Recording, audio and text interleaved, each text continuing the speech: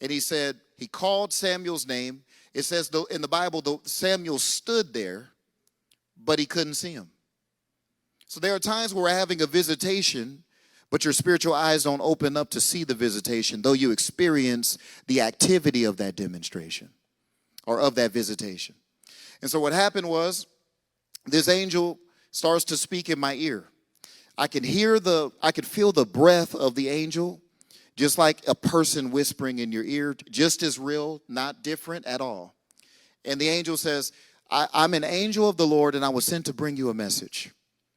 Now, here's where my problem came in with this. When the angel began to speak, I did not hear words. Many times when people say that they desire to hear the voice of God, we are asking God to conform to how we communicate, not knowing that the Lord brings us into higher modes of communication. And when he started to speak, water came out of the angel's mouth. And I began to be filled with living water. And as he was filling me with living water, I could actually feel the water going in my ear and down into my spirit. And as I felt it going into my spirit, the encounter was over.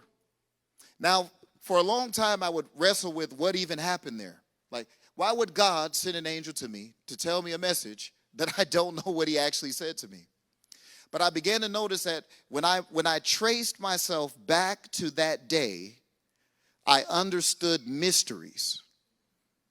The secrets and mysteries of the kingdom that God was calling me to steward began to open to me that day. I would sit and I would talk to people that had been in ministry for 20 and 30 years.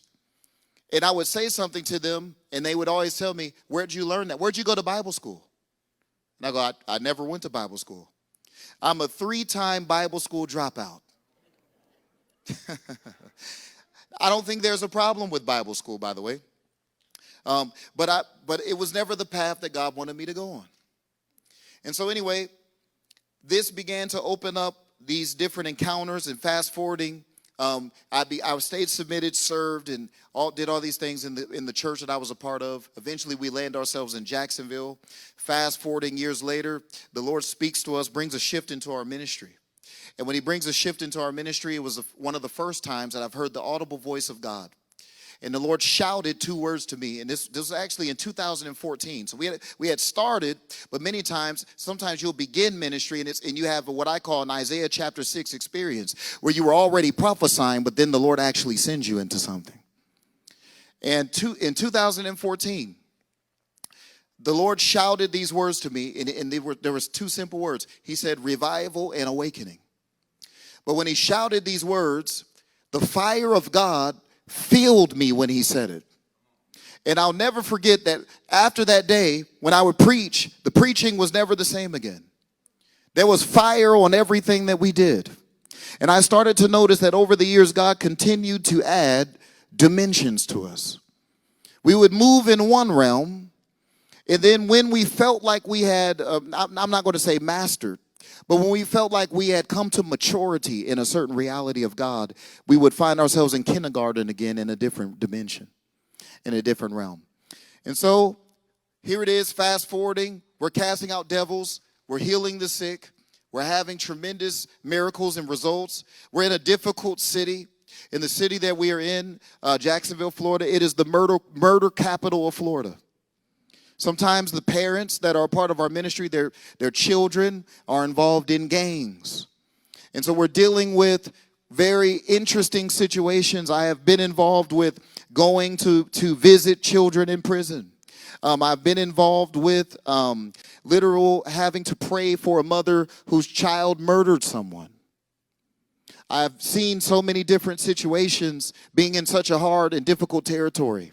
And so I'll never forget that in this territory, the Lord began to show me, and this isn't the text yet, but he began to take me into the book of Nahum. And when I was asking God, why is our city so hard? Because we would try to leave. I don't know if I have any leaders in the house. But there would be days where we would go, you know what, God, you have to be calling us somewhere else. And we would bring up, like, you did say that we were going to build a church in Orlando. It must be time. And we would try to go, and the Lord would speak to us, it's not time to go yet. He said, there's a difference between me sending you somewhere and you being ran out of that place. And we began to ask him, and he took me into Nahum chapter 3. And when he begins to describe this city of Nineveh, as he's breaking it down, he calls it a bloody city. And as he declares that it's a bloody city, he finally gets to this place where the Lord spoke to me immediately. And it gets all the way to the end of chapter 3. And he begins to say about witchcraft and the harlot. And he describes who buys and who trades families and nations. And the Lord began to speak to me. And he began to show me that you will not see what I desire to do in your city until you begin to confront the powers of witchcraft. Now, the reason why this was difficult for me is though I cast out devils, it really wasn't our main thing. I kind of liked being considered a miracle guy. Because even though there was a little bit of controversy, it's not anything like it was when we began to really go and dive deeper into realms of deliverance ministry. I began to notice the controversy was completely different. Most people are okay if you prophesy. Most people are okay if you believe in healing. But I noticed that when we began to truly confront the kingdom of darkness directly and expose Satan's work, there was levels of criticism that we had never experienced. And so we reached 2020, and now we're armed with this revelation of spiritual warfare that the Lord began to unfold to us. But what I told you before is that every dimension or every reality of God has realms and dimensions to it. And for example, let's take raising the dead. In our ministry, we have had 3 people raised from the dead. We have had people raised from comas. We have seen the power of God in very incredible ways, but it's not really so much because of us. It's simply revelation. The Lord, many times, there's revelation that he wants to release to the body, because when we have revelation, according to Ephesians, revelation enlightens the eyes of our heart, and it gives us access to the inheritance inside of us. So wherever there's not a revelation, there will not be a demonstration. The body of Christ cannot demonstrate what they do not have a revelation of.